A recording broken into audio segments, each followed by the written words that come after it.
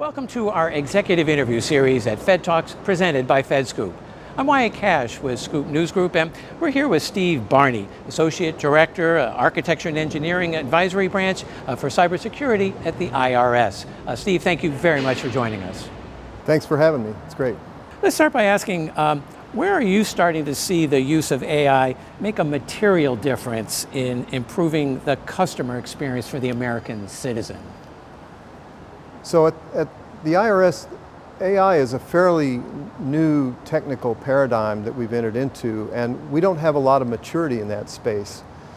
We have identified some immediate areas of value or return on investment, if you will, in time and resources with direct taxpayer engagement in the terms of like chat bots and things like that. They're getting much more sophisticated. The language models are becoming much more capable of responding in a productive way and directing the taxpayer in ways that they feel are helpful. And it's not that, press 1, do this, press 2, 3, 4.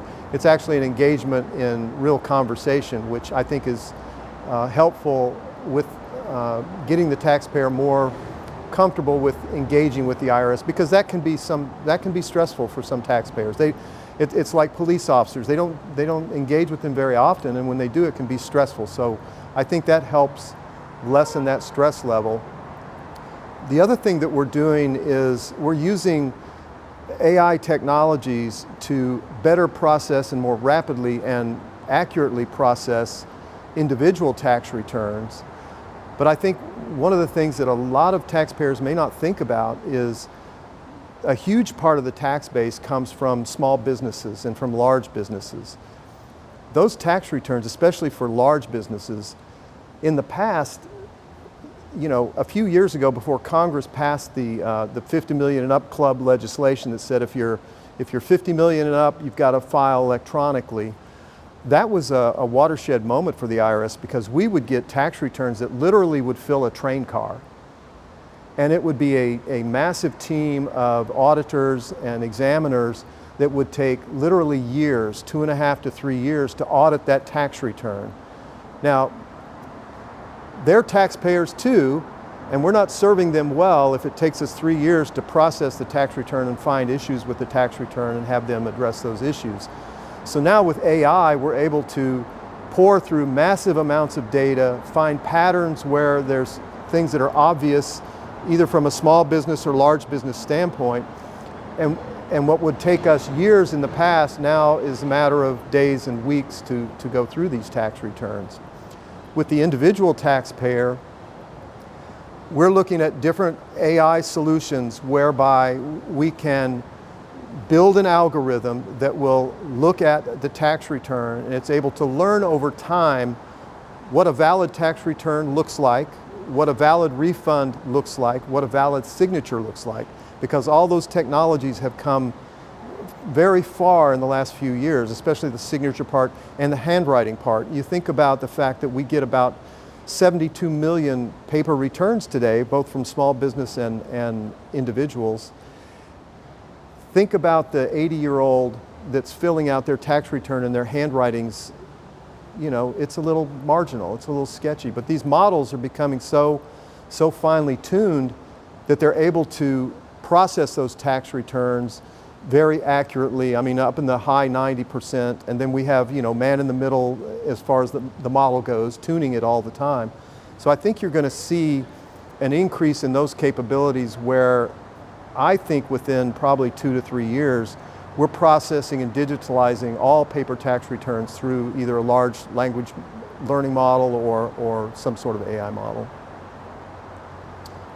Next, I'd like to ask, how have you seen zero trust architectures strengthen the cybersecurity within the IRS, and particularly as we're approaching this September 30th deadline to meet a number of milestones?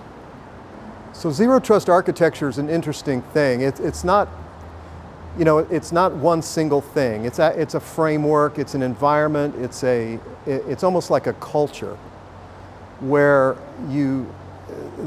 a lot of cyber people would say you trust no one, you trust nothing.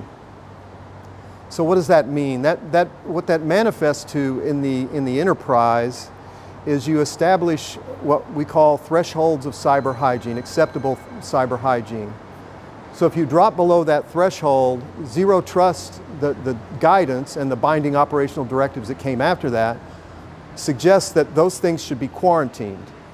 If they're not compliant and they don't meet that threshold, then they need to be quarantined. Well, that creates a bit of a dilemma for us, because if you have filing season applications that are critical to processing tax returns, and those filing season applications drop below an acceptable threshold for cyber hygiene, then the question is, do we quarantine that? The business is going to say, oh, no, no, no, no, you cannot do that. Processing tax returns is our prime directive.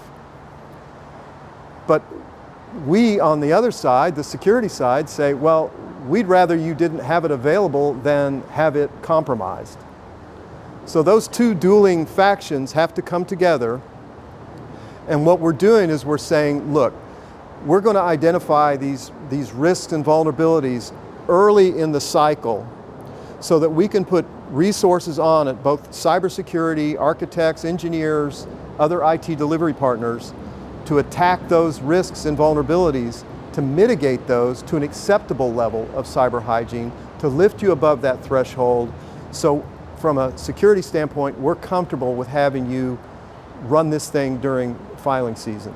So that's a very strong initiative for my team. I have the architects and engineers, and some of my cyber delivery partners, the ISSOs, and then working with the IT delivery partners, because I try to tell people this is not a problem for cybersecurity to solve by itself, because we can't. We need other IT delivery partners. So we've engaged with, ES, enterprise services, enterprise ops, applications development, to get kind of a holistic approach to looking at these risks and vulnerabilities, prioritizing them based on filing season application, high value assets, and get these things mitigated before the next filing season cycle rolls around. Well, Steve, Barney, thank you so much for taking a few minutes to join us here at FedTalks and share your kind of inside perspective on AI and cybersecurity at the IRS. Thank you, appreciate it.